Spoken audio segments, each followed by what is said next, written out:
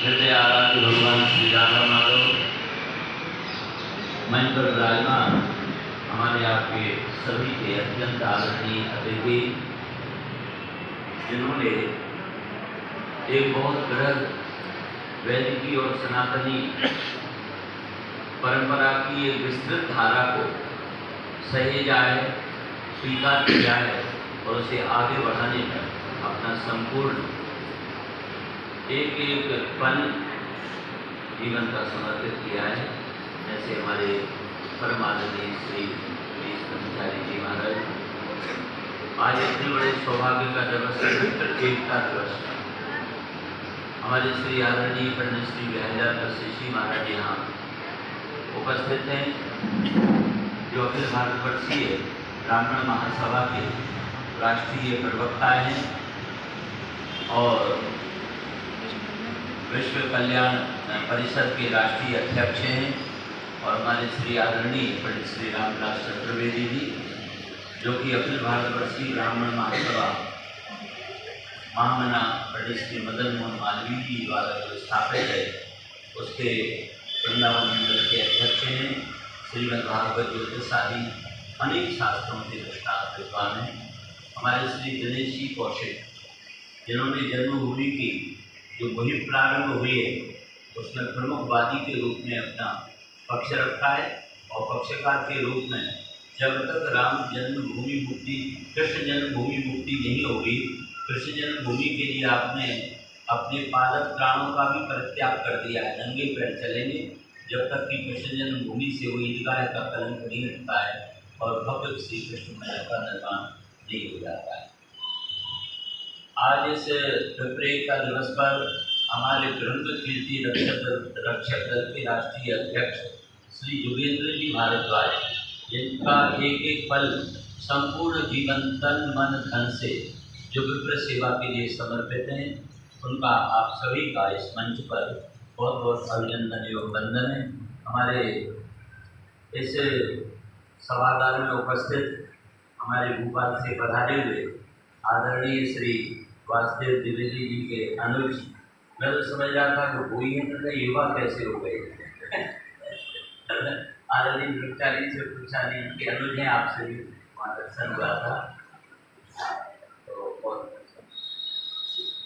श्री श्रीकांत अवस्थी जी और आपका भी इस मंच पर श्रीमद्भागवत मंत्र में बहुत बहुत स्वागत।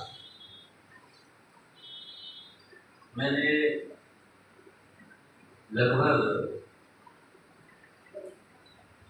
47 वर्ष श्रीमद्भागवत की कथा करी। भागवत के अलावा जैसे महापुराण है, श्रीमद् देवी भागवत और कभी गणेश पुराण है, श्री राम कथा है। बात में एक आज से 13 वर्ष पहले मन में ऐसा विचार आया, जब ये ब्राह्मण आरक्षण को लेकर के बहुत चिंतित थे कि क्यों ना इन ब्राह्मणों को स्वावलंबी बनाया जाए। ऐसा मन में संकल्प आते ही कथाओं से विरति ले, और मैंने अपने घर पर आवास हमारा सेवा कुंड में वहीं पर पढ़ाना प्रारंभ कर दिया। केवल 2 या 3 दिन हुए, यद्यपि वो गृहस्थी के हिसाब से छोटा करता है, इतने विप्रजन पधारे कृपा करके ये बात है। इन ब्रह्मचारियों ने जूता उतारने की जगह दी, फिर टोपी में स्थान लिया। 4.5 वर्ष वहाँ पर इनको स्वाध्याय कराया, फिर 4.5 वर्ष लाइट की व्यवस्था थी। एक कलाधारी मंदिर है जहाँ पर स्वयं भगवान ने नामदेव जी को दूध पिलाया, और नामदेव जी के द्वारा भगवान जी को दूध अर्पण किया गया। ऐसी वह अद्भुत स्थली 4.5 वर्ष स्वामी पढ़ाया। ये भूखंड लगभग 26 वर्ष पहले क्रय किया गया था, खेत था यहाँ पर, तो यहाँ पास में गोविंदागढ़ में फिर 1.5 साल वहाँ पढ़ाया। फिर भवन का इनके लिए, क्योंकि बहुत ज़्यादा परेशानी हो रही थी, तो हम तो अपेक्षित ब्राह्मण, हमने कभी अपने जीवन में हम ऑनलाइन कह रहे हैं, हमने दान नहीं। कोई माई का लाल इस विश्व में ये कह जाए कि आचार्य बद्रीश को हमने एक पूरी सीमेंट के पैसे दिए, या एक पूरी गेहूँ हमसे ये दे करके गए, या कोई भी अनुदान दान जैसे लोग मांगते हैं कि परशुरामा चरित्र चावल ले आने, कृष्ण जन्म को बच्चों के कपड़े कभी मांगा, गद्दी कभी नहीं मांगा। तो हम पे तो एक ढेला था नहीं, पर हमारे बहुत पुराने सेवक थे जिनकी हम बहुत वर्ष पहले मैंने कथा की थी, बाद में बड़े संपन्न हो गए। तो उन्होंने इस भवन का निर्माण नीचे के तल का लगभग 80 लाख या 1 करोड़ के आसपास जो भी लगा उन्होंने करवा करके मुझे दिया। तो मेरा विचार ये था कि किसी तरह मैं बालकों को पढ़ाऊँ। आज तक कभी 1 रुपया किसी बालक से, ब्राह्मण बालक से और प्रशिक्षण की पढ़ाई की फीस नहीं दी। बल्कि जितने भी ग्रंथ हैं इनके पाठ्य ग्रंथ जैसे लघु सिद्धांत कौमुदी है और ज्योतिष सर्व संग्रह है, श्रीमद् भागवत मूल है, पहले हमारे समेत भी देते हुए बहुत दिनों तक, रामचरितमानस छोटा वाला सटीक है और गृह शांति है, रुद्राष्टाध्यायी है और दुर्गा सप्तशती है। ये सभी ग्रंथ निःशुल्क ब्राह्मण बालकों को दिए जाते। ये जो कुछ भी है ये इन्हीं के चरणों का प्रताप। जो हमने निष्प्रय भाव से इन ब्राह्मणों की सेवा की, आज धर्मप्रेरिता दिवस है, कितना प्रभाव है ब्राह्मणों का, ऐसा कोई शास्त्र नहीं है जिसमें भगवान ने अपनी वाणी में ब्राह्मणों की महिमा को सुनाया। आज मैं इतना अपने आप को गौरवान्वित अनुभव कर रहा हूँ, एक इतने बड़े महापुरुष के साथ में बैठा हूँ कि जिस परंपरा को जिन महर्षि ऋषि जी ने चलाया, मुझे जहाँ तक स्मरण नहीं है कि जब से भगवान ने धराधाम छोड़ा है और तत्नाथ कलिराया का सर्वसाधन बाद का, और जब से कलयुग का पदार्पण हुआ है तब से लेकर अद्यावधि किसी राजा महाराजा ने, किसी धर्मात्मा ने इतने ब्राह्मणों को श्लोक विद्वान, स्वावलंबी और आत्मनिर्भर बनाया। ये काम ऐसी कोई जगह कोई स्थल ही नहीं, हमारा श्री स्वयं बता रहे हैं अपने अनुभव से। और मैं भी 10 साल अमेरिका का गया हूँ, बैंकॉक, हांगकांग, सूरीनाम में हमारे जी मेरे 4 महीने पंडित पढ़ाए, वहाँ से मैं मुझे $8,500 दे रहे। मैंने कहा मैं शिक्षण का शुल्क लेता नहीं। आज यदि ऐसे महापुरुष नहीं होते, कभी तो ये कितनी गालियाँ दें विधर्मी, कुछ फर्क पड़ने वाला नहीं। सनातन गहरी जड़ें, बल्कि धर्मे भतो हंति धर्मो रक्षति रक्षता, धर्म की रक्षा करेगा, धर्म उसकी रक्षा करेगा, और जो धर्म का हनन करेगा वो अपने कर्मों से स्वयं माना जाएगा। भगवान तो इतने अभिभूत है ब्राह्मणों से, विप्र प्रसादात धरणी धरो हम, विप्र प्रसादात लक्ष्मी करो हम, विप्र प्रसादात अजिता जितो हम, विप्र प्रसादात मम विष्णु नाम। ऐसे इन ब्राह्मणों की कृपा जिसके ऊपर हो गई वो धन्य धन्य हो गया।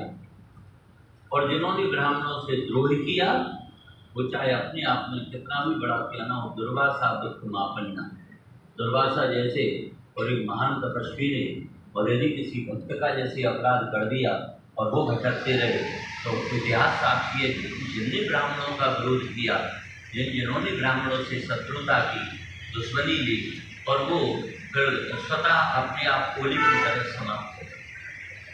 हमारे श्री महामना मदन मोहन मालवीय जी ने अखिल भारतवर्षीय ब्राह्मण महासभा की स्थापना करके और जिस प्रकार से ब्राह्मणों की एकता का संकल्प लिया था, आज भले ही अनेक सभाएं बन गई हों, तथापि उनमें सर्वोपरि यदि कोई सभा है वृक्ष की तरह तो अखिल भारतवर्षीय ब्राह्मण महासभा है। और जितनी भी सभाएं बनी हुई हैं वो सब उसी बैनर पर एक काम करती हैं। जैसे कोई वृक्ष जितनी उसकी डालियाँ, जितनी उसकी जड़ें हुई उतना ही समृद्ध और विस्तृत होता है, इसी तरह आज हमारी ब्राह्मणों की जो एकता, लोग कहते हैं ब्राह्मण एक नहीं होते, एक नहीं हो सकते, ऐसा कुछ नहीं है। ब्राह्मण आज भी एक ही है। ब्राह्मण अपनी शक्ति को समझे मालूम जी, इसलिए मैंने ये संकल्प लिया है।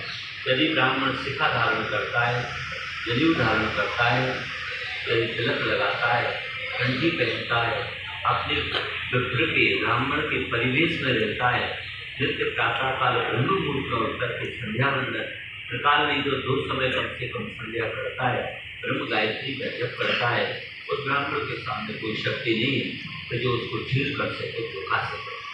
आपने और हमने सभी ने सुना है कि ब्रह्म तेज का इतना प्रभाव था वशिष्ठ जी के पास, विश्वामित्र जी ने हजारों तपस्या करके वशिष्ठ जी पर आक्रमण करना चाहा, प्रहार करना चाहा, वो केवल धर्मदंड आगे बढ़ रहे थे और उसको छू करके उनकी बड़ी बड़ी महान से महान तपस्या में व्यर्थ हो जाती थी। अंततः उन्हें कहना पड़ा, धिक बलम क्षत्रिय बलम ब्रह्म तेजो बलम बलम। आज ब्राह्मण का जितना भी संसार में उत्कर्ष हो रहा है, बहुत उत्कर्ष हो रहा है। आप लिस्ट उठा करके देखिए, बड़े बड़े पदों पर और बड़े बड़े प्रतिष्ठानों पर आज ब्राह्मण ही वहाँ पर बैठा हुआ और पूजित हो रहा है। तो आज विप्र एकता पर हम तो यही आह्वान करेंगे, सभी ब्राह्मण एक हों, सभी ब्राह्मण अपने ब्रह्म तेज को जरूर जागृत करें, अपने ब्राह्मण शरीर को, स्वरूप को, अपने ब्राह्मण के कर्तव्य को वह अंगीकार करें, स्वीकार करें, अपने बच्चों को संस्कारित करें। अपने बच्चों को स्वयं संध्या करोगे बोली सीखेंगे। आप किसी यजमान के यहाँ जाओ, उसके साथ चाय कॉफी पीने लग जाओ तो सम्मान नहीं हो। और यदि घर वाले, गृहस्थी के लोग, परिवार के लोग जगह उन्हें वातावरण सुगंधित महसूस हो, अरे ये कैसे, पता ही नहीं चला, अब आचार्य जी ने स्नान कर लिया और वो संध्या वंदन करने के लिए बैठे हुए, तो कितना आपका सम्मान बढ़ेगा और कितना हमारा ब्रह्मदेव भीतर से सभी जागृत होगा। तो आज महाराज श्री पधारे हैं, इनके सानिध्य में महाराज जी यहाँ पर लगभग 250 से 300 बालक प्रशिक्षण प्राप्त करते हैं। ठीक 5 बजे 100 बच्चे यहाँ पर ब्रह्मचारी एकत्रित हो जाते हैं। सबसे पहले रुद्राष्टाध्यायी और उसके बाद गणेश शांति, उसके बाद सप्तशती, उसके बाद नृत्य कर पूजा प्रकाश और उसके बाद 1 घंटे हमारे छोटे आचार्य जी ये यहाँ पर सरल संस्कृत व्याकरण का स्वाध्याय कराते। 8 से 10:30 तक श्रीमद् भागवत का स्वाध्याय होता है और उसके बाद 10:30 से 1 तक भोजनावकाश है। 1 बजे से 2 तक जो मित्र बालक कमजोर हैं या नए आए हैं या जिन्हें स्वर संचालन में कुछ असुविधा हो रही है तो उनको 1 बजे से 2 बजे तक 2 से 3 मूलपाठ पारायण होता है। 3 से 4 ज्योतिष का प्रशिक्षण है। 4 से 5 श्री राम कथा है। 5 से 6 संगीत है। 6 के बाद संध्या वंदन और उसके बाद अभी 1 आध दिन से RSS की शाखा का शुभारंभ हुआ है। तो आप सबका आशीर्वाद और सभी की कृपा बनी रहे। इसी के साथ आज विप्र एकता दिवस पर सभी को वंदन करते